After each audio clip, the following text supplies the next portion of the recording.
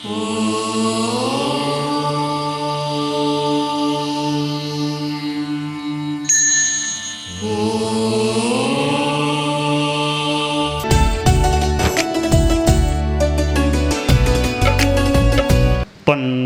च सुरेन्द्रे च कौशिके पाद संस्पृशि निर्विशेष मनस्काय श्री वीरस्वामिने नमः। आर्हत वाङ्मय में कहा गया है, पत्तेयम पुण्य पावम। हर प्राणी का पुण्य पाप प्रत्येक होता है, अपना अपना होता है। भारतीय दर्शनों में कर्मवाद का सिद्धांत रहा है और जैन दर्शन में तो कर्मवाद पर विस्तृत वर्णन मिलता है।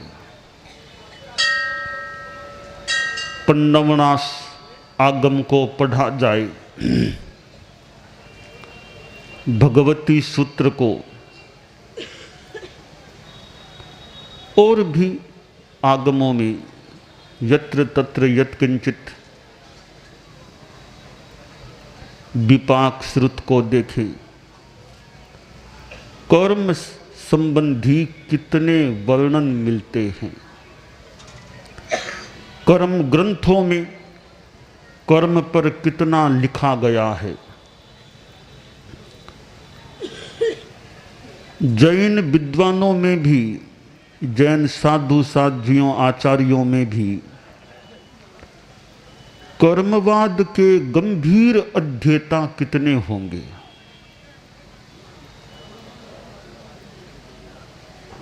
सूक्ष्म विश्लेषण जो कर्मवाद का है,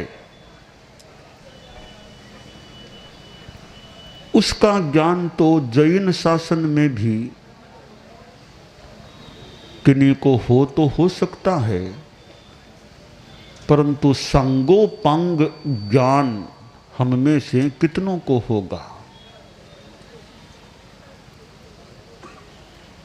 कितने साधु साध्वियों ने कर्मवाद का विस्तृत अध्ययन किया होगा। कर्म के संदर्भ में कितने सिद्धांत हैं। बंध, उद्वर्तना, अपवर्तना, सत्ता, उदय, उदीर्णा, संक्रमण, उपशम, निधत्ति, निकाचना, कर्मों की 10 अवस्थाएं, फिर 8 करण,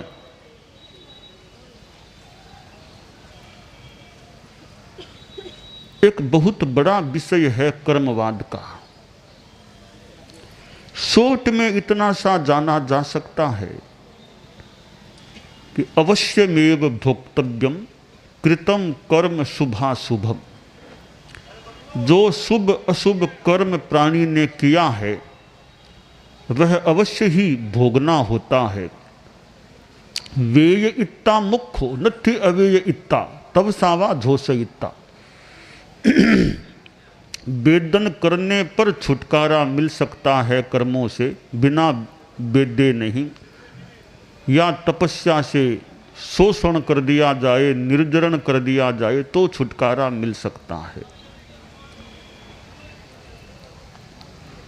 एक प्रश्न कभी उठता है, किसी किसी व्यक्ति के द्वारा उठाया जाता होगा कि मैंने तो जिंदगी में ऐसा कोई पाप किया ही नहीं था, मुझे इतने संकट क्यों झेलने पड़ रहे हैं। मैंने किसी को दुख नहीं दिया, मैं आज इतना तकलीफ में आ गया, क्या कारण? इतना धर्म करने वाला व्यक्ति हूँ, मुझे भी संकट भोगने पड़ रहे हैं। यह एक प्रश्न है कि धर्म करने वाला आदमी, धार्मिक आदमी, दूसरों का बुरा न करने वाला आदमी, वह भी तकलीफें भोगता है। क्या कारण है? और इतना धर्म नहीं करने वाले सुख में जी रहे हैं, ऐसा स्थूल दृष्टि से लगता है। इस बारे में यह मैं बताना चाहूँगा कि देखिए, एक आदमी ने मान लें इस जीवन में कोई बड़ा पाप नहीं किया है, किसी को दुख देने का प्रयास नहीं किया है, पर यह जीवन तो हमारा कितना है, मान लो 50 आ गए, 60 आ गए, इतने जीवन में किसी ने बड़ा पाप नहीं किया, पर कर्म इसी जीवन के तो नहीं होते हैं। पिछले जन्मों में हमने कब कहाँ कौन सा पाप किया होगा यह कौन जानता है। यहाँ पाप नहीं किया, पर पीछे के जन्मों में पाप किया होगा तो यह किसे पता है। और पीछे के किए हुए कर्म इस जन्म में, इस जीवन में, उदय में आ सकते हैं, अपना फल दे सकते हैं। एक आदमी ने एक पत्थर आकाश में फेंका और फेंकते ही उसने कहा अब कभी पत्थर नहीं फेंकूंगा। ठीक है, आगे कभी नहीं फेंकोगे, ठीक है। जो पत्थर फेंक दिया वो तो नीचे गिरेगा ना, पहले तुमने ही तो फेंका था, जो फेंक दिया वो तो पत्थर वापस नीचे आएगा, गिरेगा। इतना दूर तो गया नहीं कि गुरुत्वाकर्षण से ऊपर चला जाए, इतना दूर तो पत्थर गया नहीं है, तो वापस गिरेगा। तो तुमने इस जीवन में पाप नहीं किए तो हो सकता है आगे तुम्हें अच्छा, तुम्हारा अगला जन्म ठीक हो जाए, हो सकता है कुछ अंशों में या पूर्ण अंशों में। तो जो तुमने पहले पाप किए हैं उनका फल तो तुमको भोगना पड़ेगा। इसलिए कर्म अपना अपना होता है। कुण बेटो कुण बाप, करणी आपो आप। जब कर्म उदय में आते हैं, अब क्या तो बेटा आडा आ सकेगा और क्या बेटे के बाप आडा आएगा। सहयोग करने को कर भी दे तो सघन कर्म का उदय है, तो बाप भी क्या करेगा और बेटा भी क्या करेगा।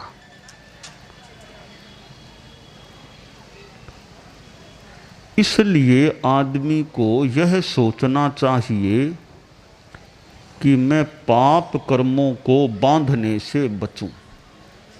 हंस हंस करके पाप कर्म बांध लिए जाते हैं, रोने पर भी कई बार वो छोड़ते नहीं है। फिर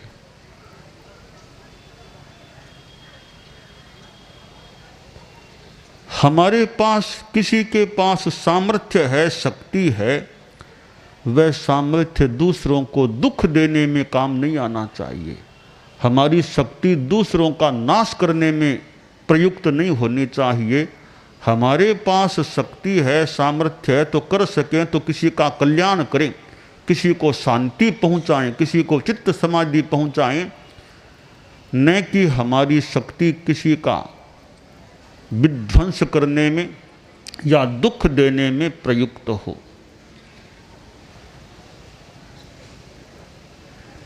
कर्मवाद का सिद्धांत न केवल जैन दर्शन में, अन्यत्र भी सम्मत रहा है।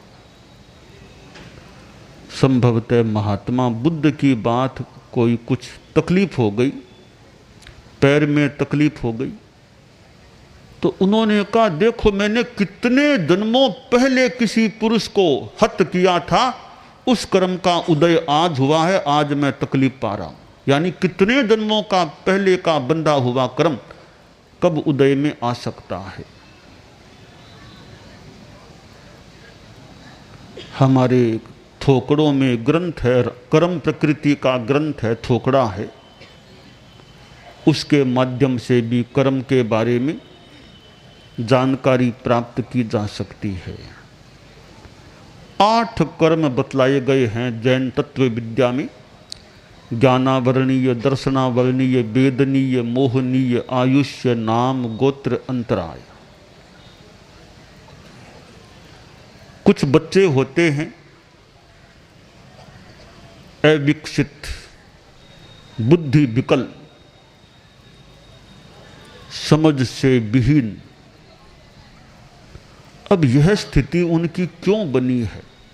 लगता है उन्होंने कोई सघन ज्ञानावरणीय कर्म का बंध किया था, इसलिए वे ज्ञान विहीन हो रहे हैं, हुए हैं। किसी के ज्ञान प्राप्त करने में अंतराय डालना, बाधा डालना, ज्ञानी आदमी की अवहेलना करना, ज्ञान की अवहेलना करना, ऐसे कार्यों से, ऐसी प्रवृत्तियों से ज्ञानावरणीय कर्म का बंध हो सकता है, जिसके फलस्वरूप आदमी बुद्धि विहीन, ज्ञान विहीन बन जाए। ज्ञान का सम्मान रखना चाहिए, बुद्धि का सम्मान करना चाहिए। ज्ञानी आदमी के प्रति भी असम्मान का भाव नहीं आना चाहिए। दुनिया में कितने कितने ज्ञानी पुरुष हुए हैं, आज भी ज्ञानी लोग मिल सकते हैं।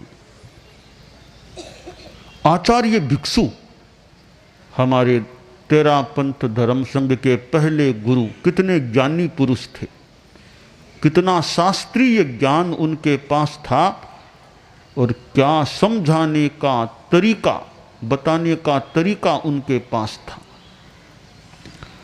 परम पूज्य गुरुदेव तुलसी को मैंने देखा, कितने कितने साधु साधियों ने, समण समणियों ने, आप लोगों ने देखा होगा। हम लोग कुछ गुरुदेव के निकट भी रहे हैं, तो गुरुदेव तुलसी के पास भी कितना ज्ञान था। शास्त्रों का ज्ञान, संस्कृत भाषा का ज्ञान, राजस्थानी का ज्ञान, और राजस्थानी में कितने गीत, कितने व्याख्यान, आख्यान उन्होंने सृजित किए, रचे थे। क्या उनमें कवित्व था? किस प्रकार उनके गीतों में अनुप्रास देखने को मिलता है।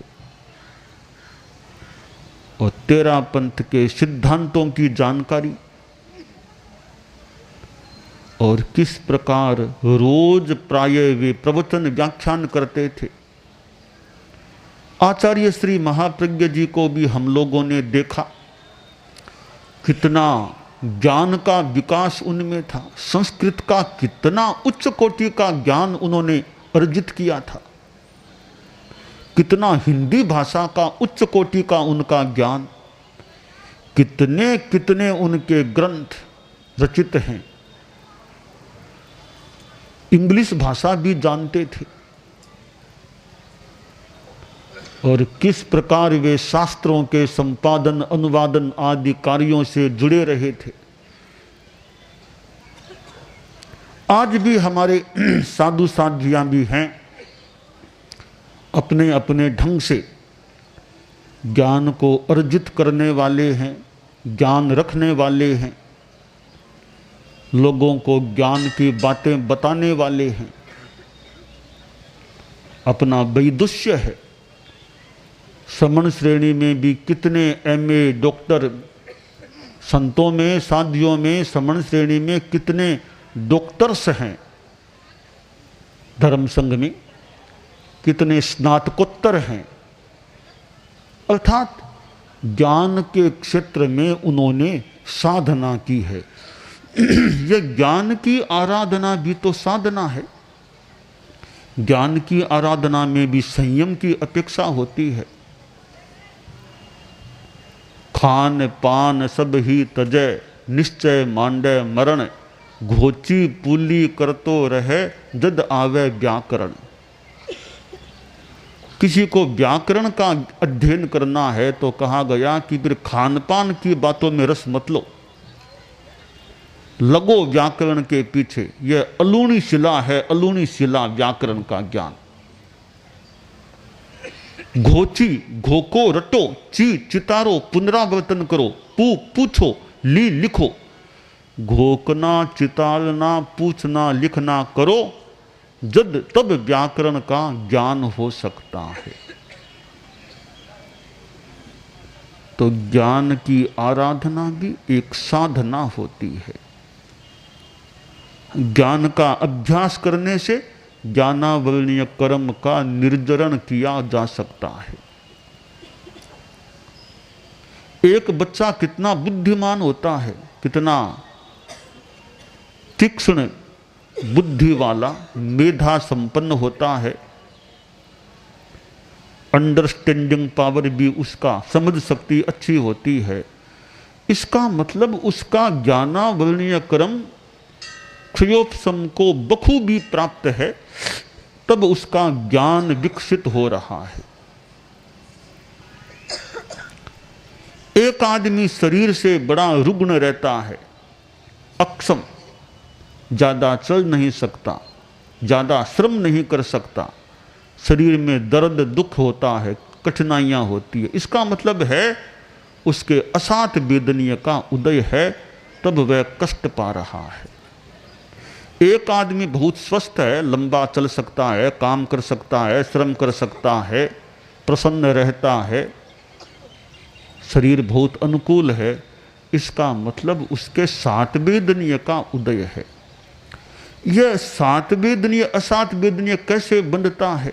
देखिए, एक आदमी किसी को मारता है, पीटता है, दुख देता है, रुलाता है, लाठी आदि से प्रहार करता है, निरनुकंप रहता है, निष्ठुरता रखता है, ऐसे आदमी के असात वेदनीय कर्म का बंध हो सकता है। उसके फलस्वरूप वह स्वयं दुखी बनता है, शारीरिक पीड़ा उसके हो सकती है और कष्ट हो सकते हैं यथा नियम। एक आदमी बड़ा दयावान है, किसी को दुख नहीं देता, मारता नहीं, पीटता नहीं, करुणाशील है, ऐसा आदमी सात वेदनीय का बंध कर सकता है। फिर आगे जब उस कर्म का उदय होगा, बहुत अच्छा स्वस्थ मस्त रहने वाला हो सकेगा। वेदनीय कर्म है। आप देखिए, एक आदमी को बड़ा पद मिलता है, प्रतिष्ठा मिलती है, लोग उसकी बात को सम्मान के साथ सुनते हैं, उसकी बात को मानते हैं, उसकी आज्ञा का उल्लंघन नहीं करना चाहते।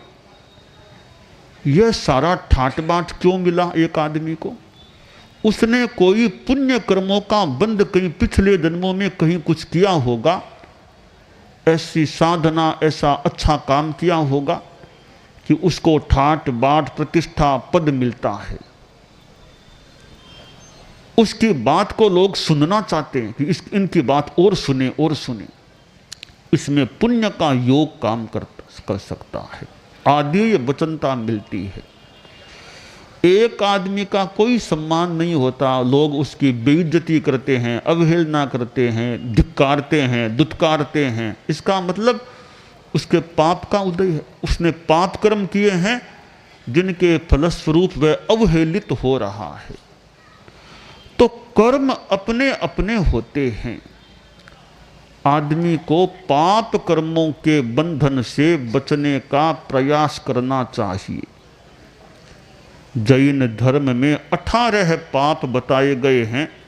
प्राणातिपात, मृषावाद, अदत्तादान, मैथुन, परिग्रह, क्रोध, मान, माया, लोभ, राग, द्वेष, कलह, अभ्याख्यान, पैशून्य, परपरिवाद, रति, अरति, माया, मृषा, मिथ्या दर्शन, शल्य।